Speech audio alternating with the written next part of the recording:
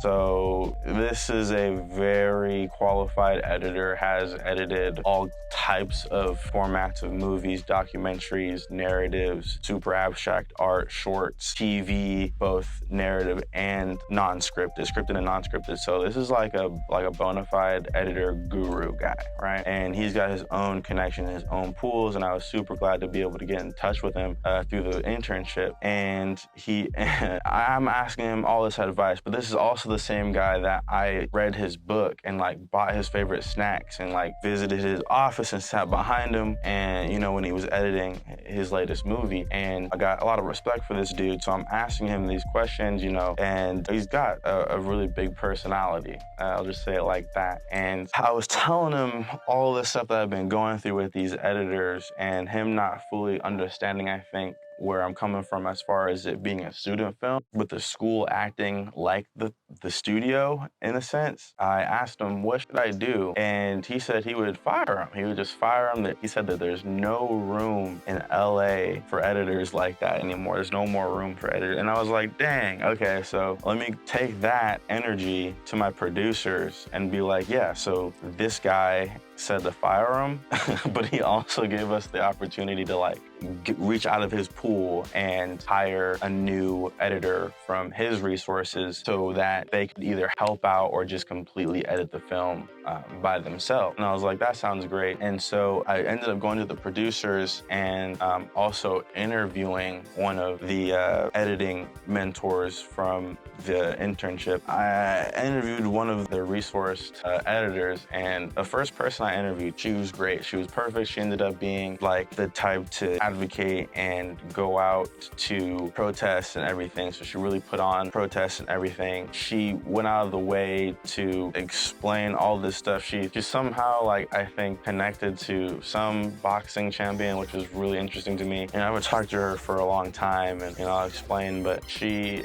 ends up telling me that, oh, she also edits shorts specifically on her resume, which was like a huge thing that stood out, and she's also a Black woman. So it was like, cherries on top, all across the board, A+, freaking yes, please. And she was great. So at least at the beginning.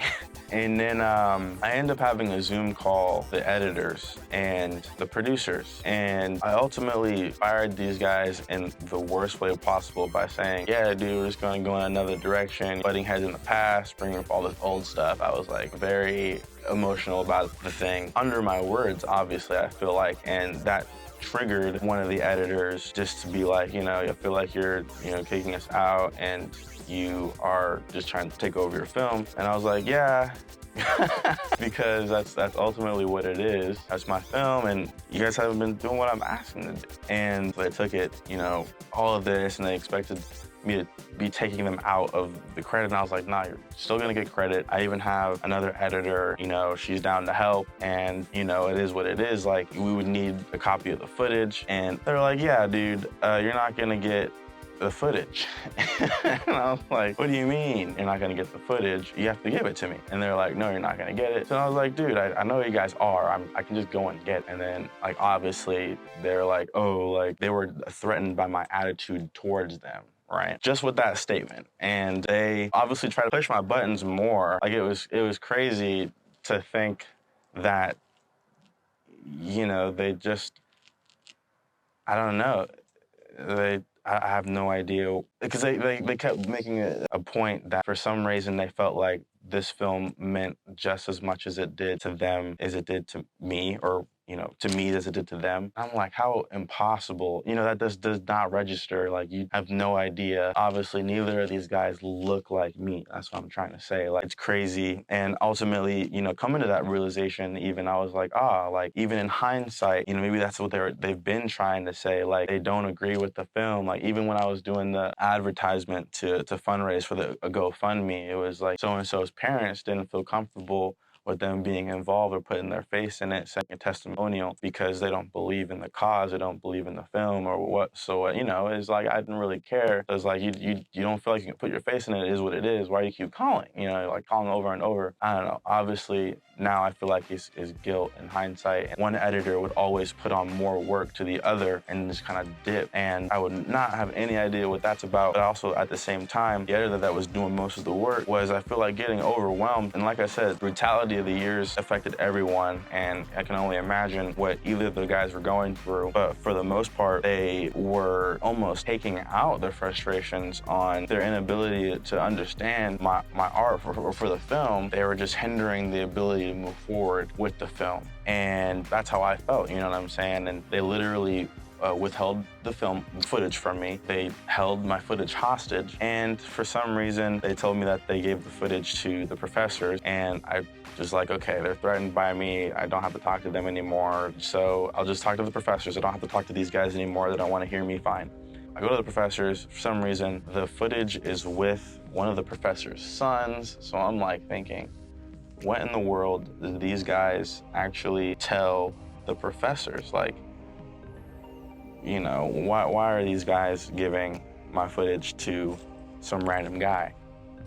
Yeah, so I ended up going to talk to the professors about everything, and, you know, I just feel like I should have the footage. And this whole time, they're trying to explain something to me that the editors are always the ones to take care of the footage, which isn't true. There's been multiple cases where I just forgot to back it up.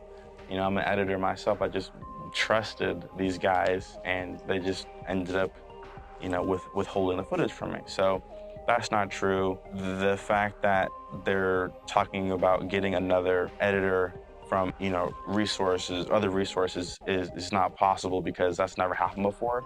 When, you know, professors that I was talking to and other people and professionals within the industry have edited CSUN shorts, you know what I'm saying, in the past.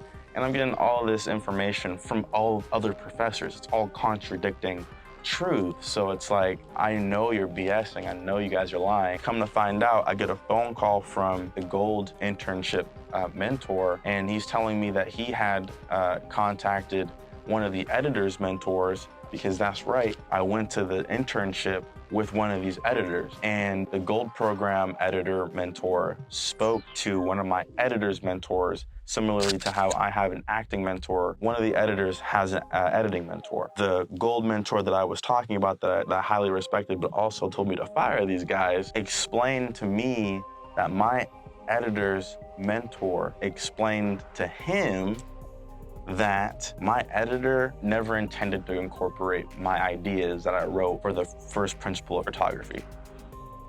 And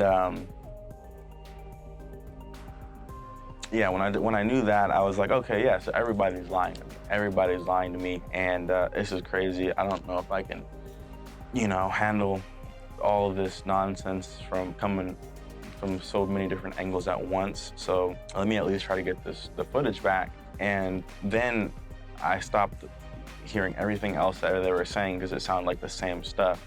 And I was like, at the very least, I don't feel comfortable moving forward with you guys unless I get the footage. So now they're making it seem like I'm holding everybody back, when in reality, it was the editors the entire time. But I just don't have the footage, so, and everybody's lying to me, so I don't feel like I should move forward with them. I think I should have the footage, because I'm, one, graduated. My grades are completely finalized, and it's the next year already. So it's crazy. It's hindering a lot of things, I felt like, but ultimately it's the pandemic as well. We ended up at a stalemate for a minute. They stopped answering my emails because I would just respond. I don't feel comfortable moving forward until I have the footage. And then get an email talking about, oh, you can come and you drive off and we'll upload it, and then you can come and get it. And that was like November of 2020. And it's not until like June, you know, summer of 2021, where I'm all of a sudden getting a new editor who's a huge blessing, huge angel, like the best I could ever even think of. And I get a call in June about how my footage was done and copied 3 months ago in May or April. So I was like, dang, like they really weren't even tripping. And when I had been asking them about it, you know, like with emails, and I dropped off the drive, I was like, okay, cool. Is there an ETA on when the drive might be done? They ignore me for one whole day, and then I come back at them immediately, just checking back in, are we good? And one of the professors is like, oh, just so that you're not being ignored, last time I saw it, so-and-so had it. And then so-and-so was like not saying anything for the last 6 months. He's like, oh yeah, so-and-so, I put it on so-and-so's desk. And then so-and-so chimes in, he's like, oh, I don't see it. Oh, there it is. So it was a long time coming.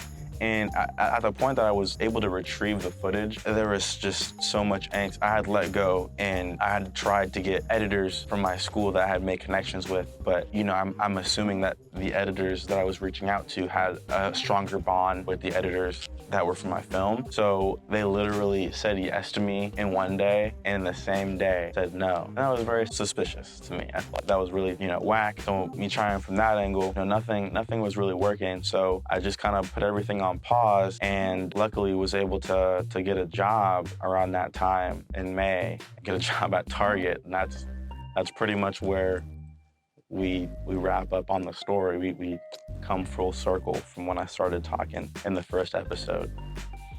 And yeah, it was brutal. It was a brutal year because there was so much on top of that happened, but that's just one aspect that is CUFFED in a nutshell. Because I was at freaking Six Flags when I got the news about the film being ready like 3 months ago. It's crazy stuff. And so glad to be able to get the editor though, so that was great. But yeah, that's the story. I told it like when I was in the middle of it, I guess. I told it from the middle and then brought it up to present, and then I started at the beginning of CUFFED today. So yeah, solid episode, solid stuff. Yeah, not too bad. Not alone up here either. But it was good. Got a lot done. Said a lot, at least, within, I think, maybe 45 minutes, coming up on an hour. But yeah, solid stuff.